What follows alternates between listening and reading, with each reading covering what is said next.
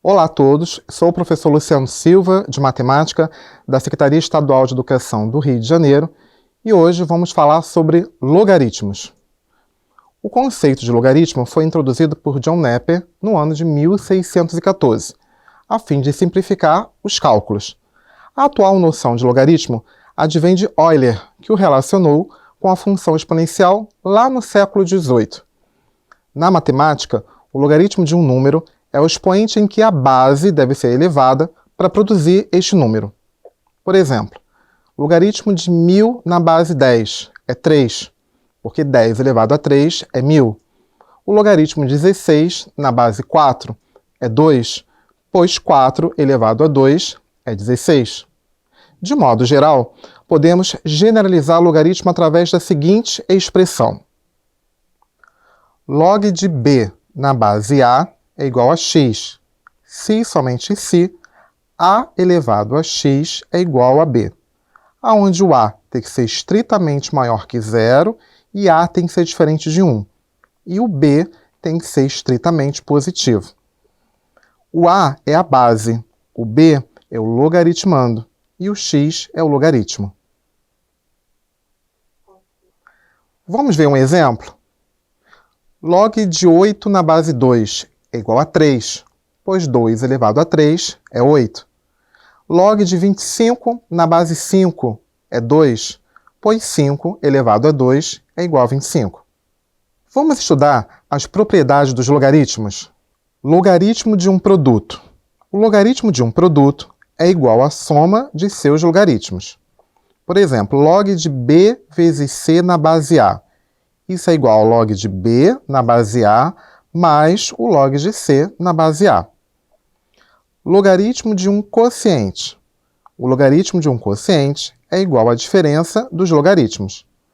Log de b sobre c na base a. Isso é igual ao log de b na base a menos o log de c na base a. Logaritmo de uma potência. O logaritmo de uma potência é igual ao produto dessa potência pelo logaritmo. Log de b elevado a m na base a. Isso é igual a m vezes o log de b na base a. Mudança de base. Podemos mudar a base de um logaritmo usando a seguinte relação. Log de c na base b. Isso é igual ao log de c na base a dividido pelo log de b na base a. Vamos ver os exemplos relacionados a essas propriedades? Log de 80 na base 3 é igual a log de 8 vezes 10 na base 3. Mas isso é igual ao log de 8 na base 3 mais o log de 10 na base 3. Log de 30 sobre 6 na base 2 é o log de 30 na base 2 menos o log de 6 na base 2. Log de 81 na base 4.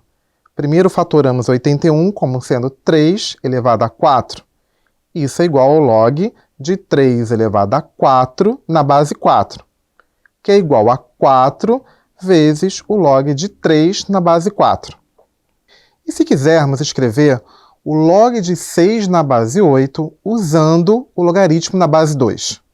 Log de 6 na base 8 é igual ao log de 6 na base 2 dividido pelo log de 8 na base 2. Mais 6 é igual a 3 vezes 2, que eu posso escrever como log de 3 na base 2 mais o log de 2 na base 2. Essa expressão vai ser dividida pelo log de 2 elevado a 3 na base 2. Resumindo, simplificando a expressão, temos que isso é igual ao log de 3 na base 2 mais 1 dividido por 3. Vamos ver algumas consequências dos logaritmos? Primeira propriedade, log de b na base b é igual a 1. Ou seja, quando a base é igual ao logaritmando, o logaritmo é sempre 1. Por exemplo, log de 5 na base 5 é igual a 1. Log de 8 na base 8 é igual a 1. Segunda propriedade, log de a elevado a b na base a. e isso é igual a b. O logaritmo de potência da base é sempre o expoente dessa base. Por exemplo, log de 3 elevado a 5 na base 3. Isso é igual a 5. Ou log de 8 elevado a 6 na base 8. É igual a 6. Terceira, log de 1 na base A é igual a 0. Ou seja, o logaritmo de 1 em qualquer base é sempre 0. Você sabia que existe o logaritmo natural?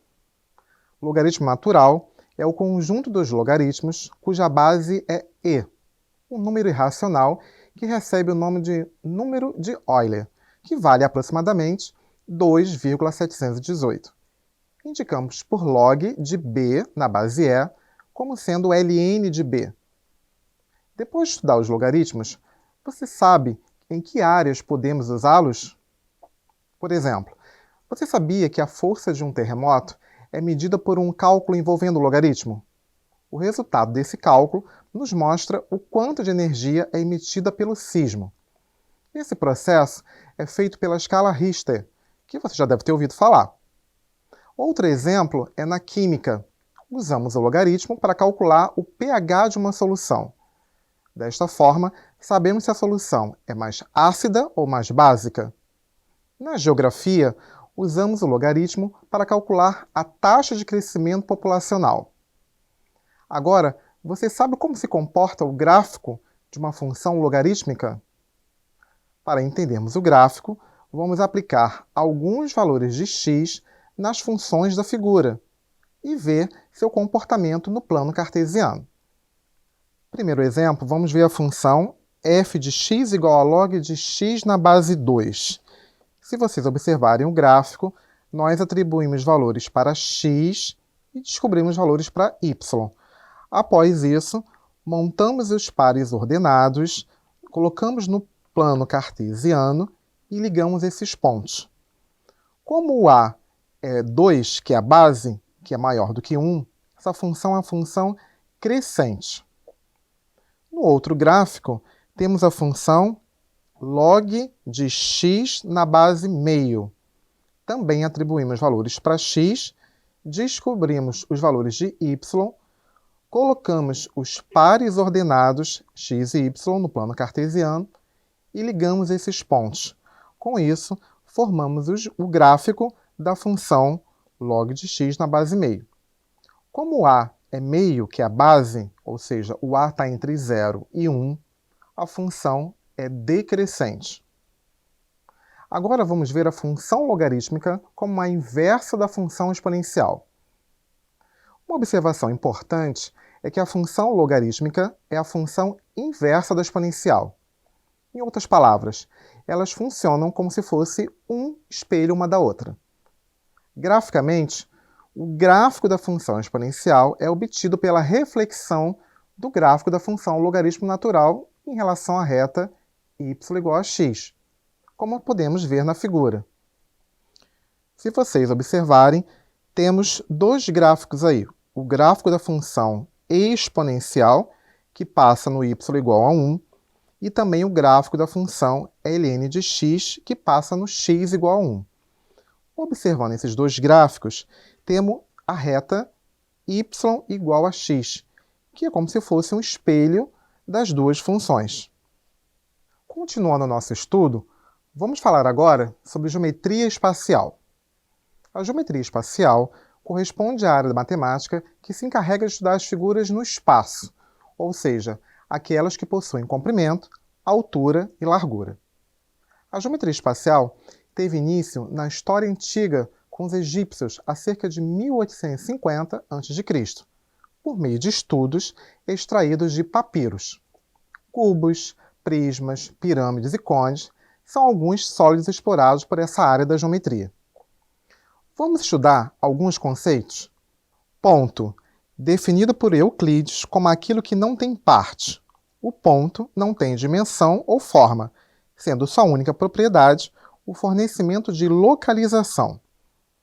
Reta não tem origem nem dimensão e é infinita. Por isso, não é possível determinar o seu comprimento. A reta é um conjunto infinito de pontos. Plano. Superfície plana que se estende infinitamente em todas as direções. O plano é formado pelo enfileiramento de retas e é onde as figuras bidimensionais são construídas. Espaço. Extensão natural do plano. No espaço, são construídas figuras tridimensionais. Os poliedros são figuras formadas por 3 elementos básicos: vértices, arestas e faces. Veja a figura. Se vocês olharem para a figura, nós temos a aresta, que é a junção de 2 lados, nós temos o vértice, que é como se fosse o bico, né, da figura, onde junta-se todas as arestas, e temos a face, que é como se fosse o lado da figura. Os poliedros recebem nomes especiais de acordo com o número de faces. Tetraedro, 4 faces; pentaedro, 5 faces; hexaedro, 6 faces; heptaedro, 7 faces; octaedro, 8 faces; decaedro, 10 faces; dodecaedro, 12 faces e icosaedro, 20 faces.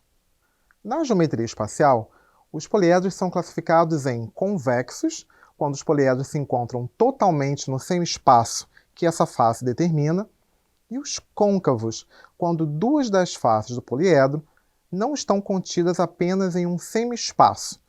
O matemático suíço Euler desenvolveu a relação que é aplicada a todos os poliedros convexos.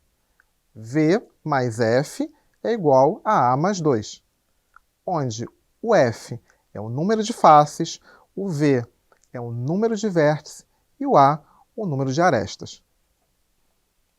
Pirâmides. Sólido formado por uma base poligonal e um vértice que une todas as faces laterais triangulares.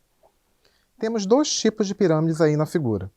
Na primeira figura, a pirâmide quadrangular, onde a sua base é um polígono de 4 lados. Temos também um vértice comum e a face lateral. Na segunda figura, temos a pirâmide triangular, onde a sua base é um triângulo. Prismas são sólidos geométricos formados por 2 faces planas e congruentes e laterais compostas de paralelogramas ou quadriláteros. Temos 3 tipos de prisma. Na primeira figura, o prisma quadrangular, onde a sua base é um polígono de 4 lados. Na segunda, um prisma pentagonal, onde a sua base é um pentágono, um polígono de 5 lados. Na terceira figura, temos um prisma hexagonal, onde a sua base é um hexágono, um polígono de 6 lados. Cilindro. Corpo redondo formado por 2 bases circulares, altura e geratriz. Na primeira figura, temos a figura geradora desse cilindro, que é um retângulo que vai ser rotacionado, ou seja, girado em torno de um eixo. E do lado, temos um cilindro circular que foi formado pela rotação dessa figura. Cone. Sólido formado por uma base circular com altura, vértice e geratriz.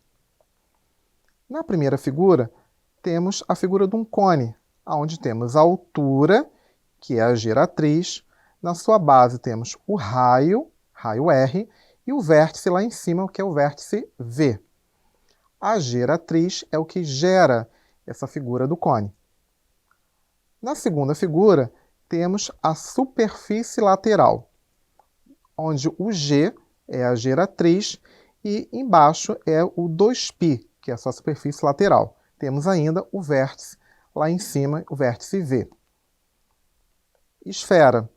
Figura formada por uma superfície de curva contínua, centro, raio e diâmetro.